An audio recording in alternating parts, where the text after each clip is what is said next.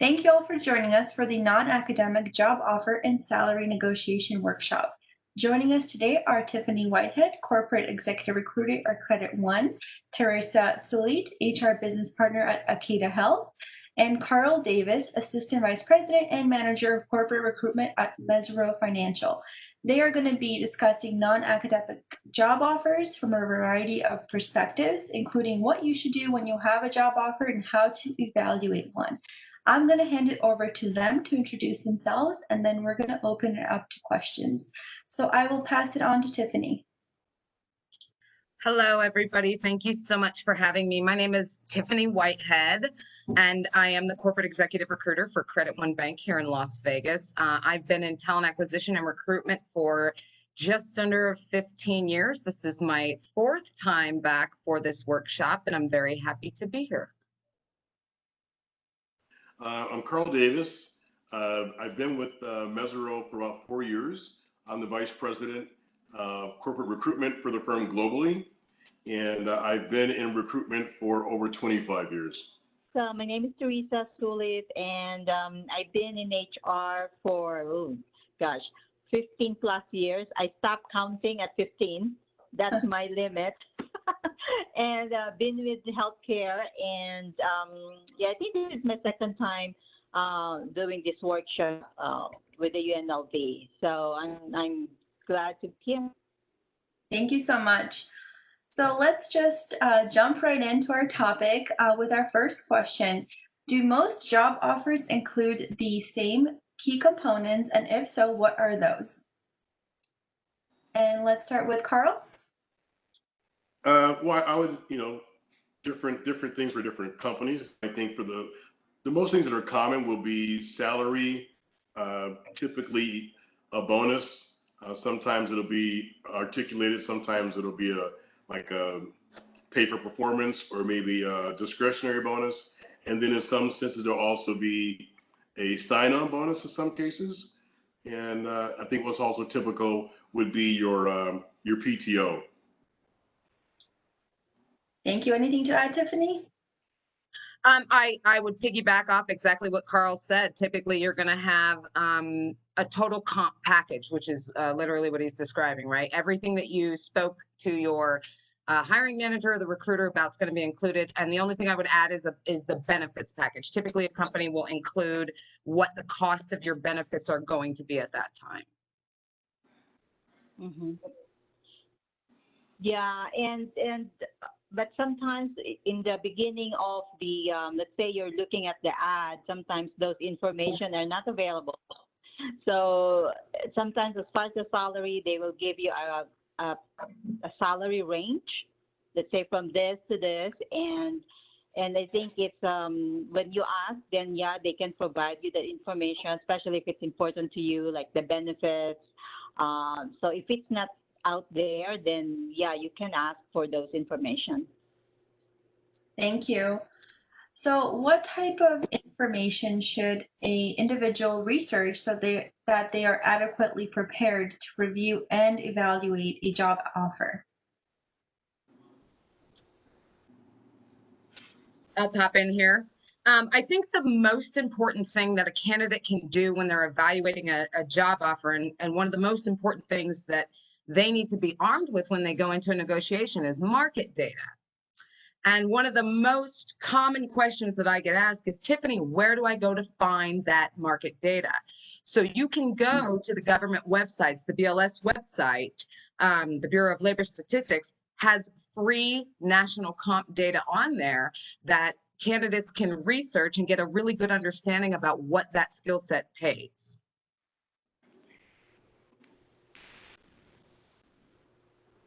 Yeah, I would piggyback on that. I agree. You want to always know what your market is and what your value is, but you also want to study the company to see what type of firm you're working for.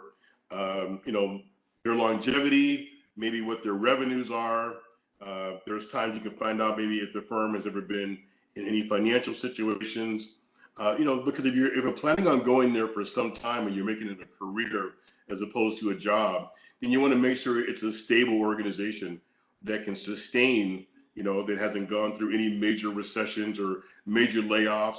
you can find that information out. So I would say definitely do your due diligence in finding out about the firm itself, how long they've been in business, what their revenue is, um, the types of roles that they have, and then certainly arming yourself with compensation information, benefits, whatever's really is important to you that you would think about long term.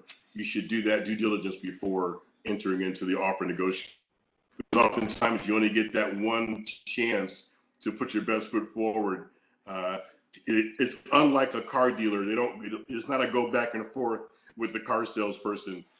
Typically the recruiter or the manager knows what they want to pay. They know what their range is, their ceiling, and what their bottom, and so they're gonna try to get you somewhere in between. Yeah, and also, wait, my video stopped. Let me look.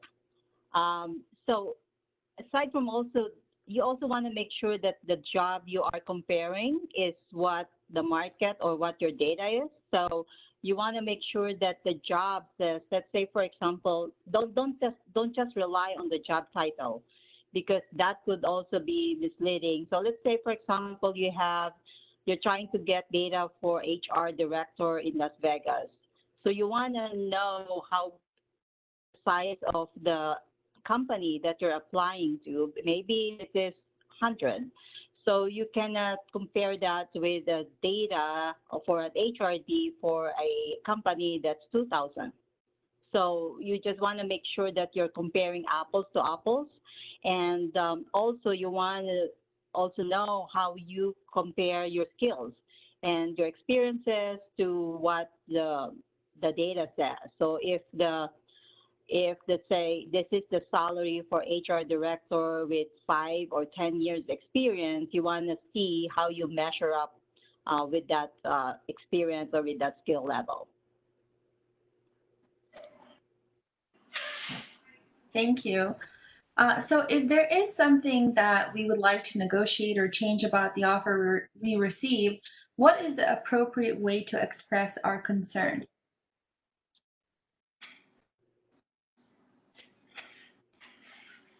So I would say that if there's something that's really important to you or something that you're not comfortable with, the best course forward is just be honest about it.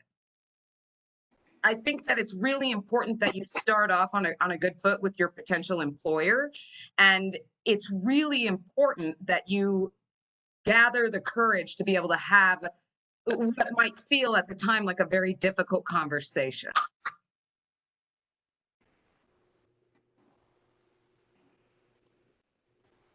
Yeah, I would say I would agree with that. I mean, I think that you kind of have to know what it is that you want and what your expectations are, but you also have to make certain that you're dealing realistically, right? Because if you're getting your information from anyone outside of the industry, and sometimes it's very industry specific. For example, that previous question, if you are, let's say if you're in technology and you're going to go with a firm that may not be on the cutting edge of technology. So I don't know how many of you are technical, but let's say you're a programmer and you write code, let's say in Visual Basic or C# or C++. Depending upon what kind of environment they have, may also give you some indications on what kind of salary you can ask for. Because the more demanding your skill set is, the higher salary. If you're going into an environment that is still a mainframe COBOL shop, then the fact that you're trying to join there and you're C# or a Microsoft, you may not get the same kind of asking dollars that you might, depending upon. So you have to also know your industry and do your homework on the company. I agree with you, Carl. That's sound advice. Yeah. And as Tiffany said, you want to be upfront. You don't want, if something is non-negotiable to you, you want to put it out there so that you're not wasting their time. They're also not wasting your time. So if you you will know, let's say you thought they're looking for, let's say, an RN, and then just found out that no, it's actually an LPN, so it's totally different job. You really want to put it out right there. It's like, oh no, I'm not a candidate. It's okay to back out up front rather than go through all the process and then just say, oh, this is not for me. So I guess what I'm saying is you should know when you're going to negotiate or in a company, you should know what are your non-negotiable things. Exactly. Thank you. So after we receive a job offer, how long should we take to review before accepting? Is there something we don't want to accept right away, or is there too long of a timeline, stuff like that? I always love this question because I feel like people kind of have an idea about, you know, oh, what should I do or what should I not do in these instances? And I think a lot of times, and Teresa and Carl, tell me if this happens to you guys, is they just get bad advice on minimal things like that. Like, oh, if I accept too soon, they're going to think I'm too eager, any of those things. As the person who's responsible for the time to film metric, which is a part of how typically your performance is measured, at the stage that you receive an offer, you should be pretty confident in your acceptance. Like, you know, you shouldn't receive an offer and feel very surprised about that and say, well, hold on, I have to like think through it. By the time you get to the offer stage, you should be to the point where you can say, okay, this is exactly what we spoke about. I accept. Yeah, I mean, so in our offers, we actually put in a time limit. So in the offer letter, it will say you have 3 days to respond to this offer. So whether it's we're going to accept it, whether it's, you know, I'm not going to accept it, or I'm still thinking, typically we put in the offer letter 3 days. Now, do we always hold the candidate to that? I guess it really depends on how eager we are to close that candidate and bring them in. You know, if it's someone that I really, really want and they need that 4th day, am I willing to negotiate? Yeah, sure. We're not going to be really dogmatic about that. But we kind of express in our offer letters that you have 3 days from the date of this letter to negotiate. But I think the biggest thing you want to think about is you have to determine what your decision-making process will be, right? So I just made an offer to a young gentleman who's coming in he did a rotational program with us, he did an internship with us, and he received another offer from a competitor. He accepted that offer, and then I talked to him maybe a week after his offer. Well, long story short, I convinced him that, you know, it was a much better offer coming with our organization. I laid out the reasons why. And I said, so listen, what I need you to do is whatever your decision-making process is. So being a young person, part of that was talking to his parents. It also might be looking at the maybe if you're comparing 2 different offers. So, you know, you have to determine what your criteria is to make that evaluation. If you're religious, you may want to pray about it. Or if you're still a young person, you want to talk to both your parents and see what they have, or do a check and balance sheet where you'll write down all the pros on one side of the paper, all the cons on the other side, and then make a determination. If the pros outweigh the cons, you accept it. If the cons outweigh the pros, you decline it. Yeah, that's right. Because again, it was mentioned earlier, it's not all about salary, right? It's a compensation package. And that includes also your benefits, your vacation. So let's say they make an offer and it's $10,000 less than what you're expecting, but then it's like, whoa, it's 10 minutes away from my house versus I used to commute 45 minutes. Right? Or, oh, okay, it's 10,000 less, but it has 1 more week of vacation. So again, that goes all into your decision-making process. And of course, if it's 10,000 less, it's okay. If you're not ready to make a decision, it's okay to say, can I come back and call you back, let's say the next day, so that I can talk to my husband, because now you have to look at your budget and look at your numbers and see if that works. So that's fine too if you're not ready at that point, because now it's now a different criteria, or you're looking at now maybe this is really a better offer than what I thought. So you can take your time, but don't take so much time because, as Carl said, if they have other candidates, they're ready to move on to the next one. So it also depends on if you're the only one who applied and they really like you versus there are other 4 people and they're just going through the list. So you might lose that too. Yeah, very, very good point. I mean, you want to take the time, but you also don't want to take too much time because you don't really know if you're the only person in the final stages, right? And oftentimes a lack of communication could be misconstrued as a lack of interest. So if I give you 3 days in my letter and I haven't heard from you on the 5th day, in my mind I'm thinking, okay, this is a really good offer. It's a very competitive offer. The fact that I haven't heard from this candidate is a red flag. And so I'll begin to wonder, so my next call will be, it won't just be, are you going to accept or not? Because you've taken so long, I will begin to now probe to find out what was the reason as to why it's taking this time. Obviously, if you can't accept right away, there's something within that letter that is not quite where you want it to be. And I'll begin to probe to find out what that is. And if it's something that I can make an adjustment on, then I will. If not, I'll let you know that it's a hard stop and we can't go past that. Yeah, and typically, if somebody takes a long time accepting an offer, I have learned in my experience that that's a pretty good indicator that they're not going to accept it.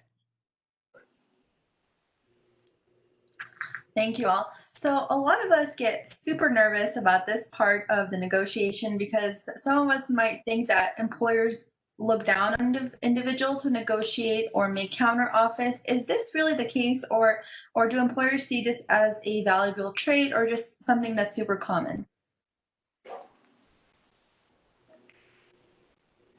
I think it's very common, right? It's very common. I think that talking about money and talking about compensation is very uncomfortable for people. And so I think that, that is probably what most candidates are sensing, not so much that the company is looking down on you, because you have to take those emotions out of the business process, and compensation negotiations are just a part of the business process. So in my case, right, and what I coach some of the younger talent acquisition professionals on is I tend to deal with those things right in the beginning, so that by the time we get to the offer stage, there's not a bunch of haggle going on, right? I understand what their needs are. They understand where we're going to be and if those needs are realistic, and then we just very smoothly move forward. But the idea that the company is going to look down on you for negotiating, I think, is kind of just a part of people's internal emotional response to having to do something that's just very difficult. Yeah, I would say, yeah, I expect that you're going to want to negotiate. But as Tiffany said, one of the things that, when I was trained to be a recruiter, I talk about money every single time I talk to you on the phone. That's so, right. Every time I talk to you, if I talk to you 4 different times, each and every time, I'm going to make certain that, we've probably had that conversation, either where you are now or what you're looking to make. Now the laws have changed in Illinois that we can no longer ask them what they're making, but we can certainly ask, what your expectations are around compensation. And then usually, if they're really interested, they will usually give you a number of where they are or a range of where they want to be. And each and every time I talk to them, I ask the same question. It may be monotonous to them, but there's a method to that madness. And when that number changes, because we've all been in a place where they gave you one number, and then when it came down to the offer, once they know the company is interested, then it moves around. Oh, I just got promoted just yesterday, and I'm making 20 grand more. So yeah, now your offer is way below, and when those types of things happen, then that's, I think, when a company says, okay, that's when they sometimes will back up off of your offer if they recognize that you're just kind of gouging them and you're moving around on that number. Yeah, so I agree. They don't look down if somebody made a counter offer, because or negotiate the salary, especially if that candidate can articulate the contribution that they can give and that can clearly communicate why they are worth more, then the company can take that into consideration. But just just make it known that when you articulate your worth or you say this I can do to the company, don't say because I need $10,000 more because it will not fit my mortgage, right? It's not about your needs. It's about what you can contribute. So it's not because you need more money because of your day to day, but it's your worth. So that really boils down to that what you can contribute, what you can give to the company. And so the company can start looking, it's like, okay, so you're saying you're asking for $10,000 more, but you are familiar with this kind of software or with this kind of platform that you can implement to our company, and this will cost us this much if we hire somebody. So they're also their own decision making when you counter. So again, but you have to do it with some confidence, really be confident that you know what you're talking about, and you're not just getting numbers out of thin air. So you're able to say this is maybe because of the market, this is the what market says, and also when you are doing it and basing it on the market, you also want to be careful that, as we mentioned earlier, that is a comparable market, that you're comparing apples to apples.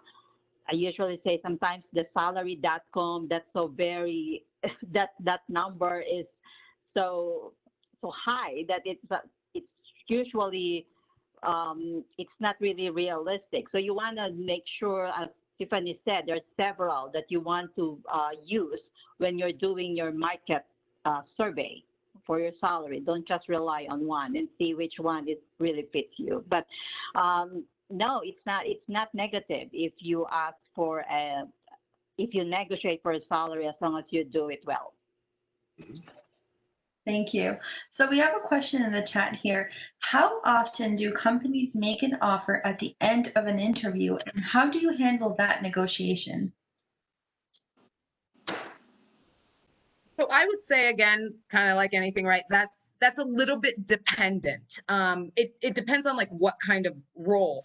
If you like, let's say for our organization, you're a candidate who's flown in and we've spoken with you over the phone. So we're acquainted with your candidacy ahead of time. So we make that offer at the end of the interview, but that was based off of prior engagement with you.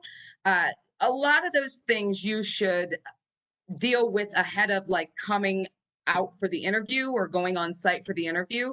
And the only other thing I would say is if you're going to get an offer at the end of an interview and that surprises you, you're like, oh, wow, this is great. I didn't expect that. Dalton, shoot for the moon. If you miss, you'll end up in the stars. If they like you that much that they're going to offer it to you, Johnny on the spot, negotiate. I think it would work really well to your benefit. Yeah, I agree. Typically, I don't make offers in the interview process. You know, it's usually after the interview is over, and then I sit down with the hiring managers, and maybe they may say, Carl, what's the market bear? Because oftentimes they don't know, because that's not what they do, right? They're in my business, they're a financial services organization. They're in the trading and everything else, and so they don't study what the markets pay. They kind of know the range of what they're willing to pay, but they'll always ask me as a consultant to say, Carl, what do you think we should pay? So seldom do I ever make an offer in the interview process. But like Tiffany said, if I do make that offer, you better believe it's because you have shown improvement to someone, either myself or the hiring managers that you interviewed with, that they don't want to lose you. And exactly, like Tiffany, it's your best time to put your best foot forward, because if they come to you with an offer before you leave, then that means they're really, really interested. But still make sure that even in that negotiation, that you're being realistic with what the market shares. Because the other thing that we know as recruiters is if they will come to you for money, they'll leave you for money. Yeah. So I think the moral for that is all the steps throughout the step of the interview process, you need to really know what is your number or what is your negotiable, so that if that thing happens, either at the beginning of the interview or at the end of the interview, you're ready. You're ready with your response. And I guess what they said, that's not that doesn't happen always, that you get the offer at the end of the interview, but yeah, they might really be very, very interested in you. So throughout, make sure that you know what are your negotiables, and what is it that will make you accept the position, or what is the point where no, this is not worth it for me. So you just need to be very clear on that. Yeah, but if that happens, congratulations, because you can just ask for anything. Or maybe during your interview they found out that so and so quit right on the spot. Now you and they needed somebody right away. So you are in a good spot. You don't know what the company is going through at that time. You just happen to be at the right place and at the right time, and you have to seize the opportunity. Sure. Thank you all. So is it appropriate to ask about the salary before you even accept an interview, or does that kind of give your interviewer a negative impression? Okay, I want to pop in on this. So I am of the opinion, and I understand that there is a large population of folks who are going to disagree with me. But I'm a firm believer in definitely not wasting anybody's time. So money's right up there with oxygen, right? I think it is more than appropriate, and I'm going to tell you exactly why. The absolute worst thing that I could do as a talent acquisition professional is send you a dream candidate through to all of my executives or to everybody in my organization, right? So you go through like 8 or 9 interviews. We get to the offer stage, and I find out that we're $50,000 apart because I didn't do my due diligence up front. So never feel like it's inappropriate to talk about money up front. You are not a volunteer. Volunteers go to work for free. You don't go to work for free. So be confident in understanding, because if you want, and I'm just using this as a number, guys, don't hold me to it, but if you want $50,000 and the job pays 30, you have a $20,000 problem.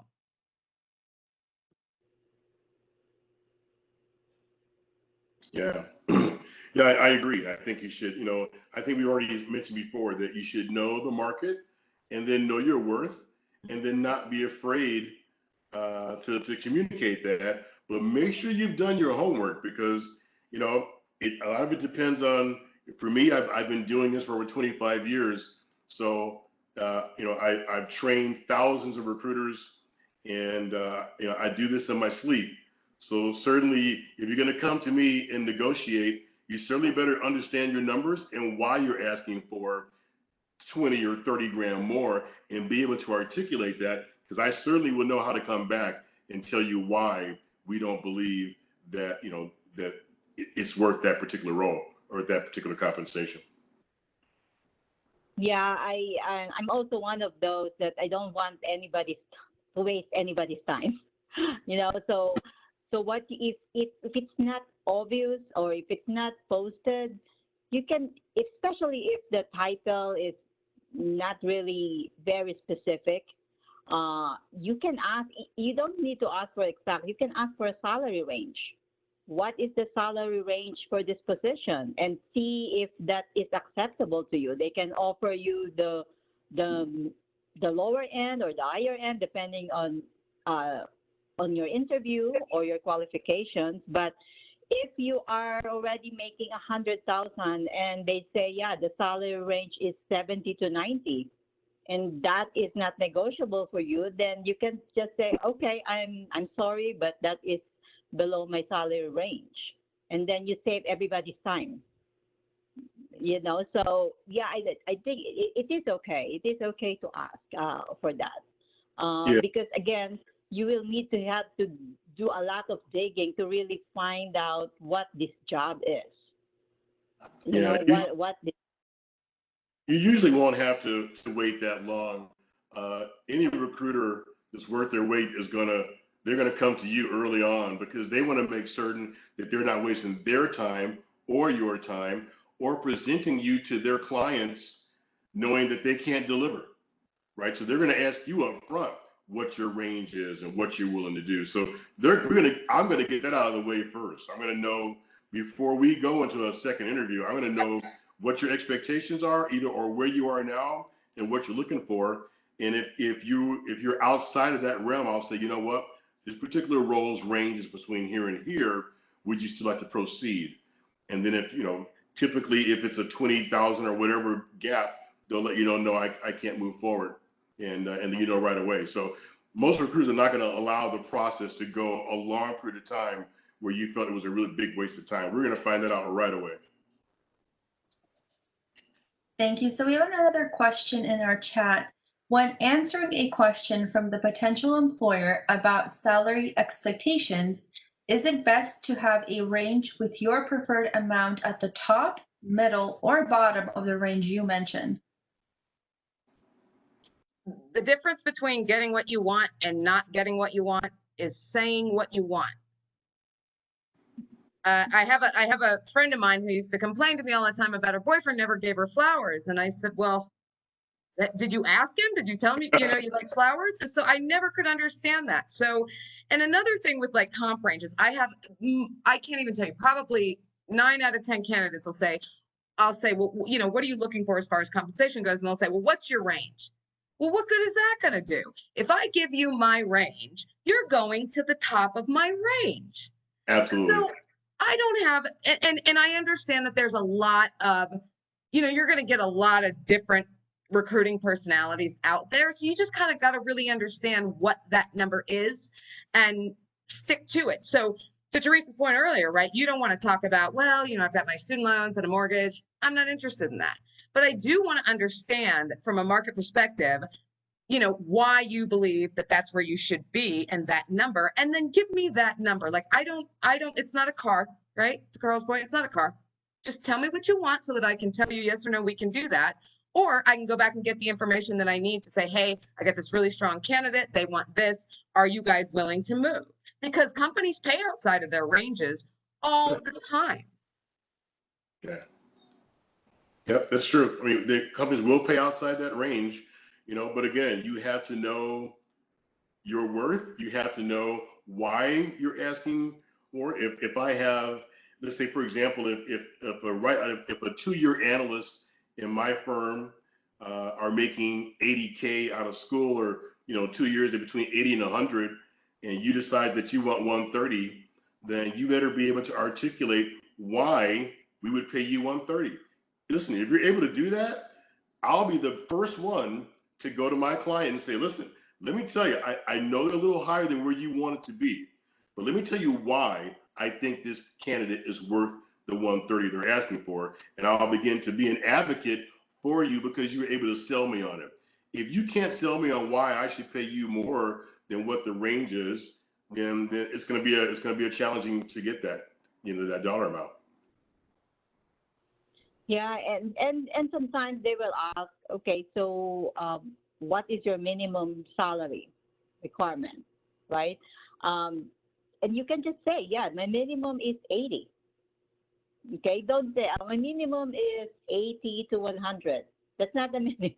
Just say, okay, my minimum is 80,000, and then because this and this, and again, be able to articulate and communicate where did you get that 80. Again, it's not from thin air that you're just getting that number. Just say, because this is my worth, and these are the reasons why. So you want to be able really to articulate what is your worth. And so then the company will then say, okay, if they will say, okay, 80, that is, we're only offering up to maximum 70, but as Carl said, they can go and say, okay, now upon hearing what you can offer, let me go back to my boss or and see if we can negotiate that, just because now we know what else you can offer other than what is required of the job. So you've all mentioned that we should tell you why we are worth the salary we're requesting. Do you have any tips on how we can best articulate this What do you, as the employer, want to hear from the candidate that makes you accept that counter offer? What are some maybe traits or characteristics that that potential employee can talk about? I don't know necessarily for me that it's about the traits or characteristics that you're necessarily like worth that amount of money. Really, what I'm looking for, if I ask you that question, is I'm looking for you to be able to articulate to me with any level of sophistication that you understand what you do and you understand the market that you're in and what that skill set demands, because companies pay jobs, not people. So I think it's really important to be able to say, look, I'm a software developer. My skill is in high demand. And here in Silicon Valley, the minimum compensation for this skill set with my years of experience is X. Like, why would they take more? So I'm just looking for them to be able to have a good command of why, right? What that skill set is worth to me. Again, companies pay jobs, not people. Yeah, I agree. I mean, that's what I'm looking for as well. Just, we want you to be able to articulate why you feel that you should get that, and it needs to be something that makes sense, right? And if it's a good argument and it actually makes sense, and I know that you've done your homework, you know the market, you're telling me what the market is, and if I'm in agreement with that, I'll say, oh, wow, they've done their homework. So then I may consider it. But it has to be something that is based on, market research and really understanding, what the market will pay. If you're way off on the market, then you most likely won't get what you're looking for. And if I can add just one more quick thing here, it also tells me what your thought process is.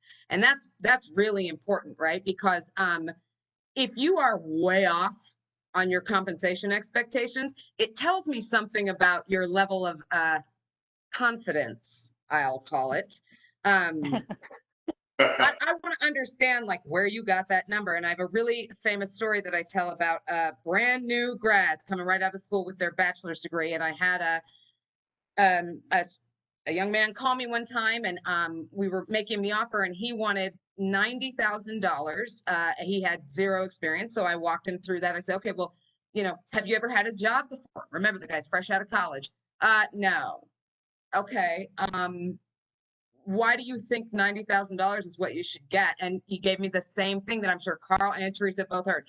Well, I went on salary.com and I went on the internet, and that's what it says it pays. And then I give them this example. If you look up what a brand new doctor right out of college makes, and they have to go into their internship and do their residency all before they can even get that MD, their average pay is $50,000. They save lives. So why am I going to pay you $90,000 where the worst thing that's going to happen if you make a mistake is you're going to mess up a spreadsheet? If you're really lucky and you go to Boston, you might make 60. So walk me through again why I should pay you $90,000 a year. Right.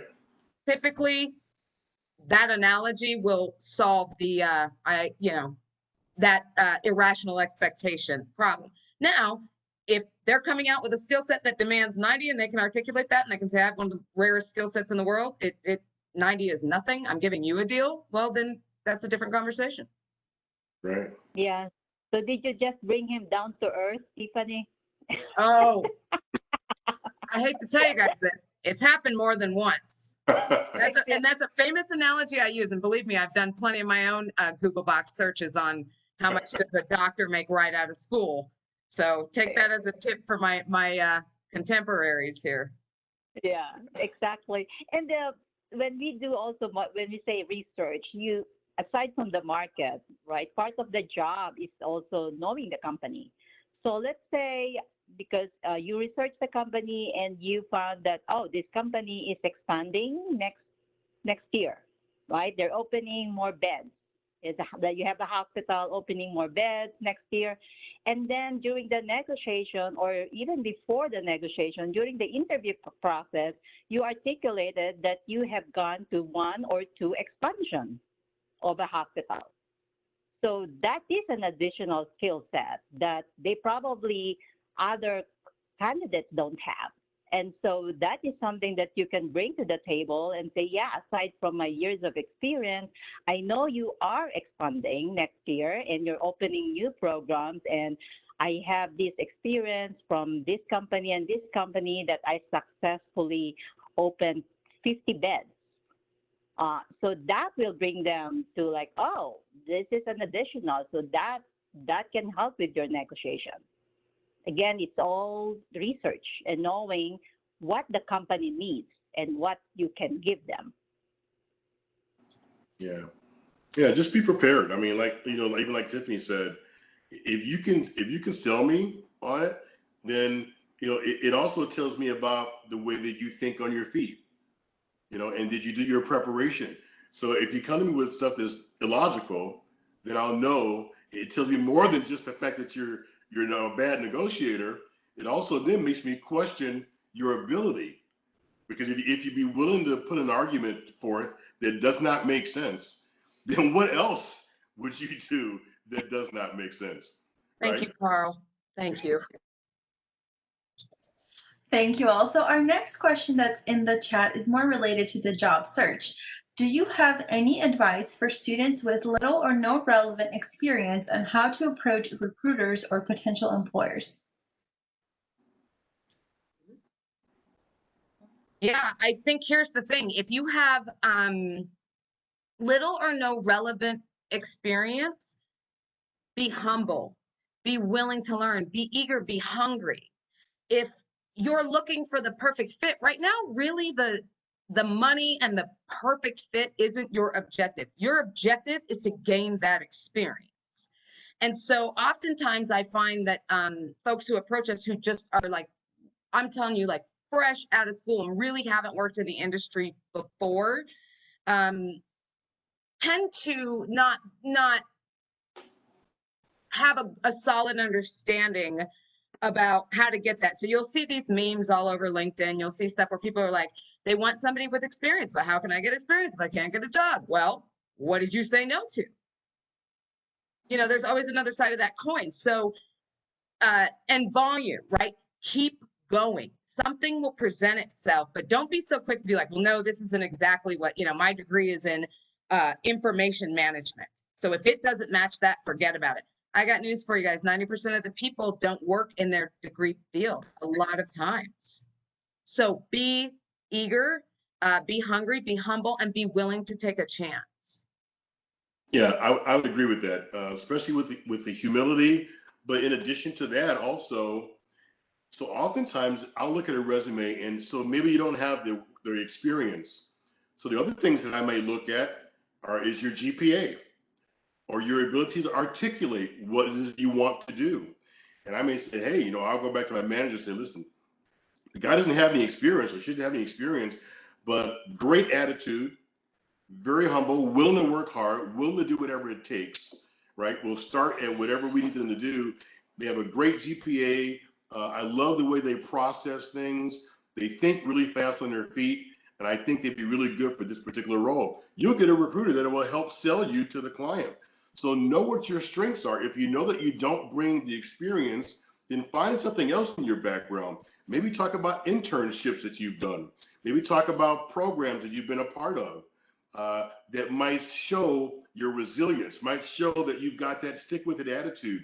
Find other examples, even in school, that will relate to make me think this is a really sharp person. They may not have the hands-on work experience, but man, that can be taught. The natural things that you have necessarily can't be taught. Yeah, right. Especially if you're like newly grad, whether high school or college, and you don't have experience, what you need to do is present your resume in such a way that it will show other skills that you have that's not in a work experience. So you can include volunteers experience that you had. And so you can also include, aside from volunteering, while you're in school, these are the clubs that you lead. You're the president or leadership skills, so that it will showcase your leadership skills. Especially if you volunteer to a place that is related to the company or to the industry that you are interested in. For example, in healthcare, because I work in healthcare throughout my HR career, is okay. You don't have an experience in hospital, but you volunteered in clinics. So that will count.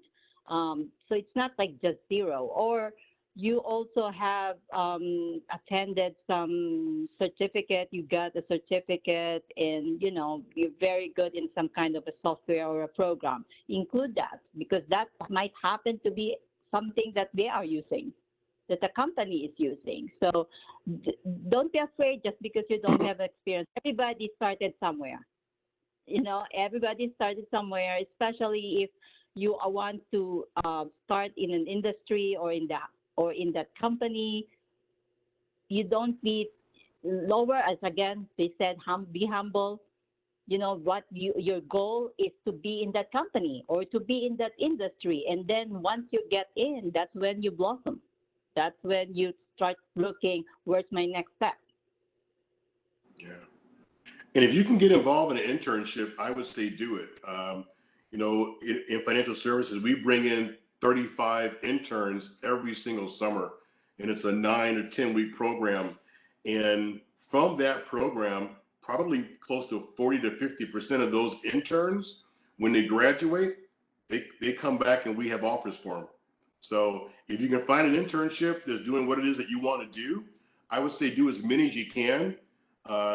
You can be at different companies.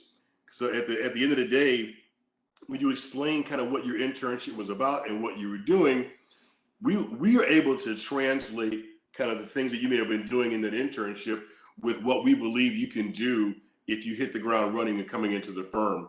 So always look for internships, because oftentimes that gives us a chance to not have to put so much of an investment in. We're paying something for the interns, but we also get to see how you think, how you work, if you're punctual, if you're humble, if you're knowledgeable. And so then when you do graduate, oftentimes you can walk right into a job, and you have now built relationships within that organization that you can now draw upon when it's time to actually graduate and get a position. Thank you. So our next question in the chat is, how does negotiating other benefits typically look for you?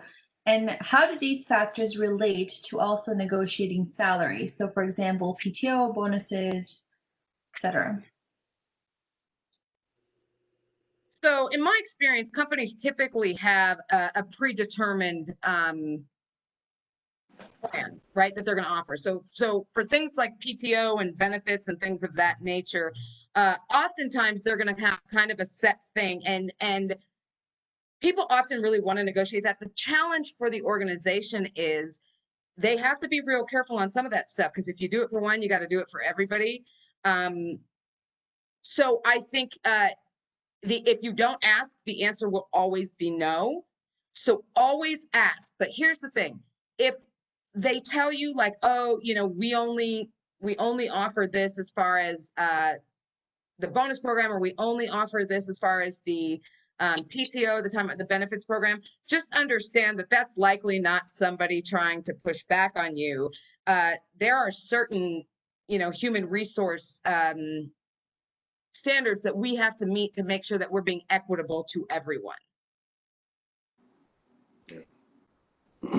Yeah, I agree. I mean, we don't typically benefits are benefits. You modify benefits. You either want them or you don't. Obviously, you can negotiate with bonuses and that sort of thing. For PTO, kind of what we do is we do a standard 10 days vacation, but also we have flex days. And flex days are like the same as vacation. The only difference between our flex and our vacation is if you were to leave the company, if you have unused vacation time, you get paid for it. If you have unused flex time, you just lose it. But you still utilize the flex days like vacation. So we would give a total of 10 and 10. If they accept it, that's great. If they say, well, I'm coming away from 30 days PTO, we do have an additional 5 flex days that we can give you. So it would be a total of like 25 days, and 3 of those flex days roll over every year. So the following year, you would have 25, 28 days. So some companies will have negotiated as far as vacation or flex, but outside of that, PTO is probably the only two things between, that you can actually, you can't really negotiate benefits, but you can negotiate possibly your PTO depending upon, what their rules are within the firm. Yeah, especially for some companies that have corporate companies somewhere else. Usually the PTO, the benefits, they're dictated by the parent company. So the smaller companies don't really have much say on it. But you can also look at, other than the benefits and compensation and salary, you can also look at how about the schedule. Maybe they have a flexible schedule, and maybe that will work for you. Like let's say they allow you, instead of coming at 9, they allow you to come 7:00 a.m., but you get to leave at 3. So that is something that could be also negotiable, that is important to you. So ask for those things, not just again the benefits or the pay, but other things around the work. The other thing, if you are in a role where there are shift differentials for working at night or for working on weekends, maybe the amount, the wage that they quoted you is just the base pay, but it doesn't include shift differentials. So you want to ask for that too. That they are paying extra for working the holidays or the weekends and the night shift. So all those things, those are things that you really want to know what is your compensation package and what are the things that are important to you. Thank you. So we have another question in our chat here. Is it acceptable to reach out to recruiters on social media like LinkedIn to ask questions or to get updates about an application you have submitted? I just participated in a LinkedIn forum about this. So here's my answer. Yeah, it's absolutely appropriate. It's not what you say. It's just all about how you're saying it. Again, I think that a big candidate complaint that I hear all the time is, well, you guys aren't getting back to me. I submitted an application a long time ago and I haven't heard anything. And, without a good understanding about like what happens kind of at the corporate level, right? So I am on LinkedIn. All of you guys are welcome to connect with me. I certainly hope that you do. And I certainly hope that you tap on me anytime you have a question or need any kind of help, because that's what I'm here for. But it's all about not what you're saying, just how you're saying it. If you send me a message, and this is a thing that happened, I had a gentleman send me a message and he was just irate about the fact that nobody had looked at his application. He submitted it 2 months ago and he hadn't heard anything. And I had to respond to him and say, I am so sorry. I don't know if your TV is also broken, but there is a virus going on right now. And so we are inundated. So like I'm getting to things as quickly as I can, and I'm very sorry that it did not meet your timeline, but these are unprecedented times. And I'm going to tell you right now, I would never hire that guy. I would never recommend him or anything, because that level of just total anger and unprofessional communication tells me immediately this is not a guy that's going to fit into my organization. He can't even appropriately communicate with me on LinkedIn. You think he's going to be able to run with these folks in here? Probably not. So just be mindful, hey, thank you so much for connecting with me. I really appreciate your time. I submitted an application. I'm very excited about Credit One Bank. I understand you guys are building a new building on the 215. I'd love to be a part of this. I submitted an application for this. Would you mind checking into that for me? Or is there any chance you can give me an update? I think that's a perfectly reasonable thing to do. Yeah, I think exercising, some common sense goes a long way, I mean, if you reach out to me, I don't care if it's Facebook or LinkedIn, but if you're using profanity at me and making me feel like, there's something that I did wrong, then, obviously we also know the culture of our firms, right?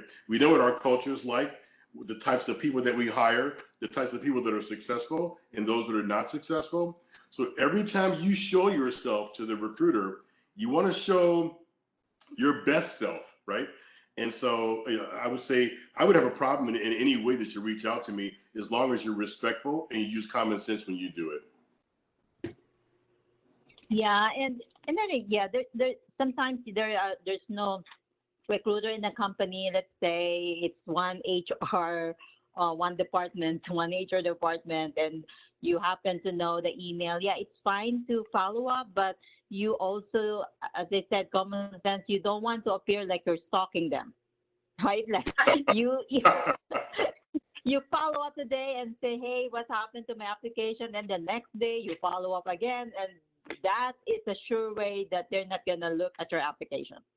So and I think it's also important to know that a lot of, especially for positions that they get a lot of applications, they usually don't really go and respond to each application. If you will notice, they will say, if we are interested, we will contact you, right? Because let's say they get 50 applications a day, they won't have time to really go through each one. Don't feel it's personal, but that's just how it is. So what you really want to do is, from the time you submit your application, make sure your application stands out. Because again, recruiters and HR, we only, especially if there are a lot, we only have probably will spend 10 seconds to look at your application, and then we move to the next. So you really want that application to stand out and has the keywords that they're looking for, so that you will get more chance to be called. Can I add one more thing? I agree with everything you said, Teresa. I agree with it 100%. This is a really, really big deal, and it's important. Please be qualified for the job that you are following up on. Every single time that I get a message and I go and check the application, and I'm thinking, Yeah. Yeah. I don't even have words. I just think in that face. Yeah. I mean, maybe if we can help you guys, if I can help you with anything, understand that, I don't know about anyone else's workload, but typically if I have 10, 15, 25 requisitions that I'm sourcing for at one time by myself, so the average amount of people that apply to my role might be anywhere from 300 to 500 resumes. And we have to go through in our applicant tracking system and look at and scan through those.